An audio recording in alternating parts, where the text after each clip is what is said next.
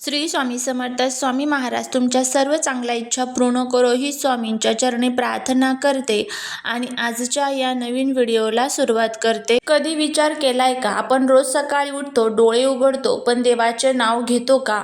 आणि जर घेत नसलो तर आपल्या आयुष्यात अडचणी, तणाव, भीती, अशांती का वाढत चाललेली आहे? शास्त्रात एक वाक्य आहे, नामात शक्ती आहे, नामात मुक्ती आहे.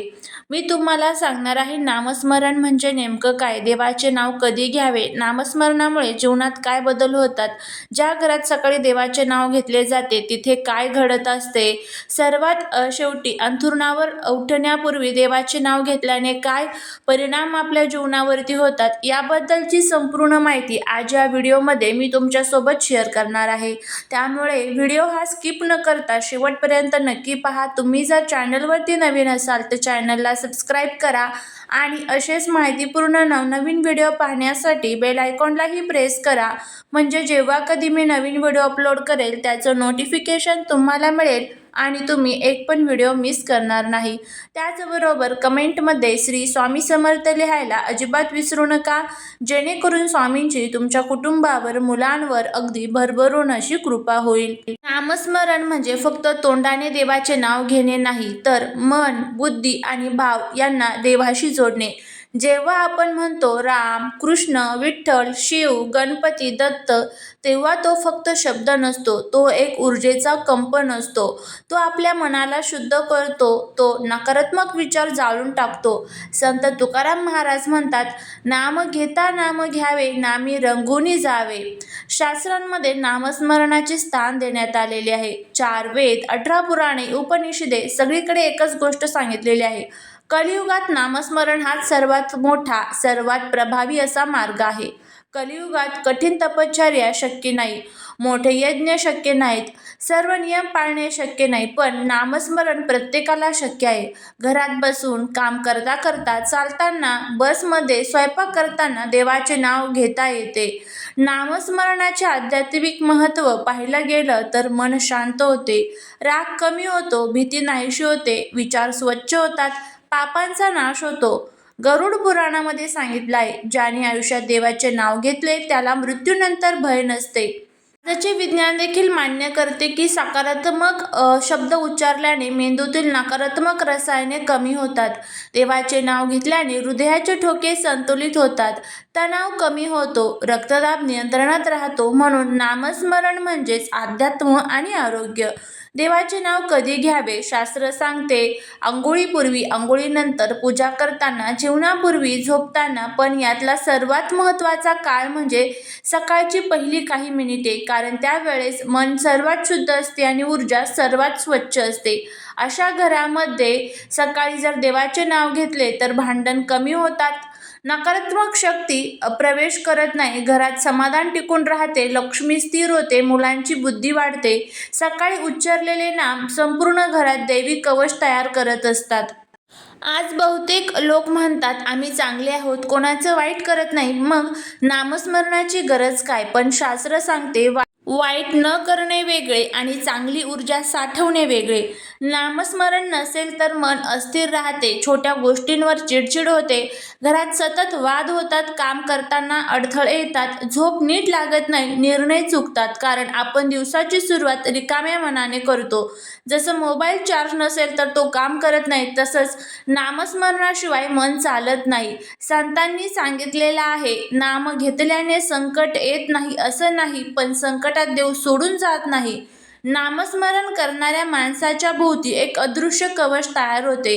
अपघात टळतात, चुकीचे लोक दूर राहतात, वाईट नजर लागत नाही, अनपेक्षित मदत मिळते. अनेक वेळा आपल्याला वाटतं काहीतरी वाईट होणार होतं पण वाचलो, हेच नामस्मरणाचं फळ असतं. एक गृहस्थाने फक्त एकच संकल्प केला, रोज सकाळी उठल्यावर 5 मिनिटं रामनामाचा.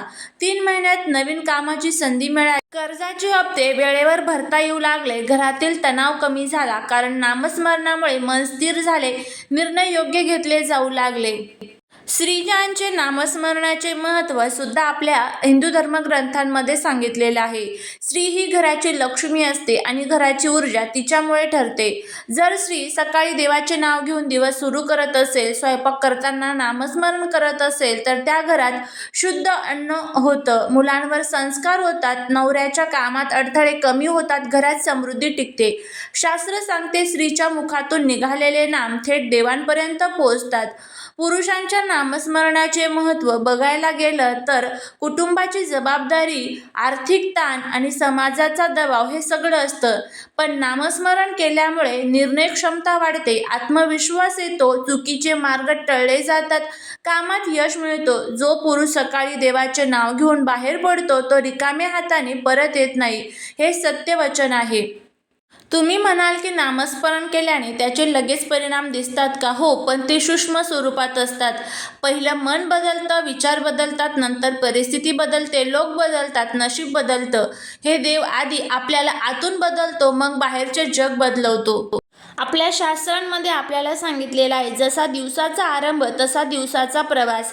सकाळी उठल्यावर मन कोरं असतं, विचार अजून भरलेले नसतात, नकारात्मकता कमी असते, म्हणून सकाळी दिलेला विचार थेट मनावर कोरला जातो. जर सकाळी मोबाईल पाहिला, वाईट बातम्या ऐकल्या, ताणाने दिवस सुरू केला तर संपूर्ण दिवस तसाच जातो. पण जर देवाचे नाव घेतलं, मन शांत केलं तर दिवस आपोआप सुरळीत जातो.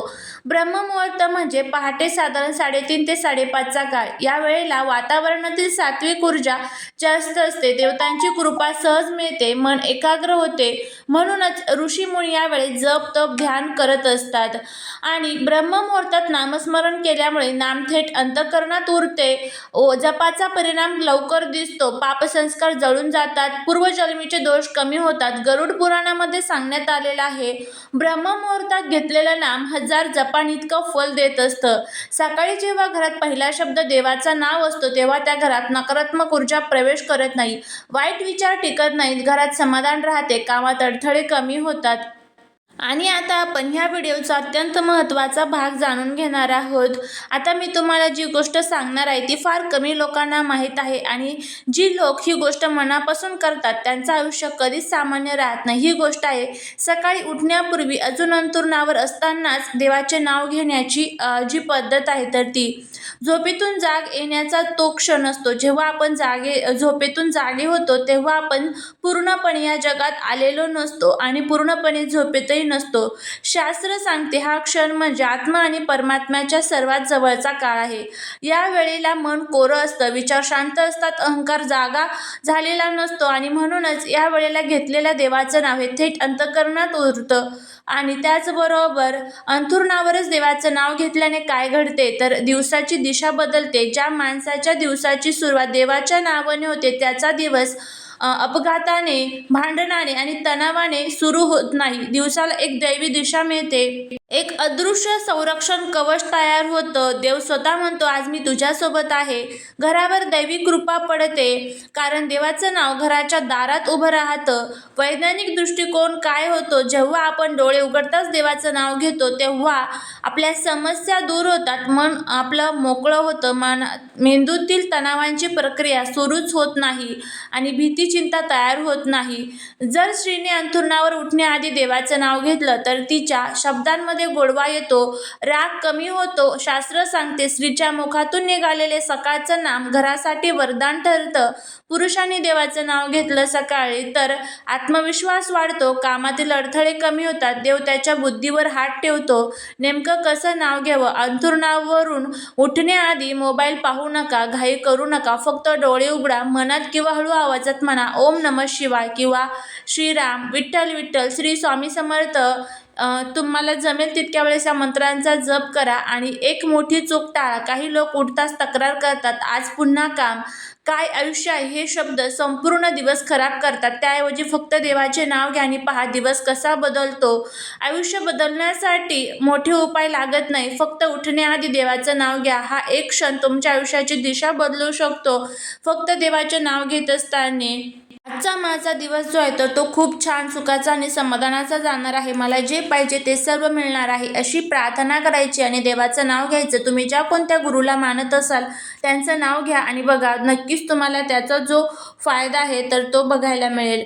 झालेली सेवा ही महाराजांच्या चरणी रुजू करते. व्हिडिओ जर आवडला तर लाईक, शेअर, सबस्क्राईब करा. श्री स्वामी समर्थ.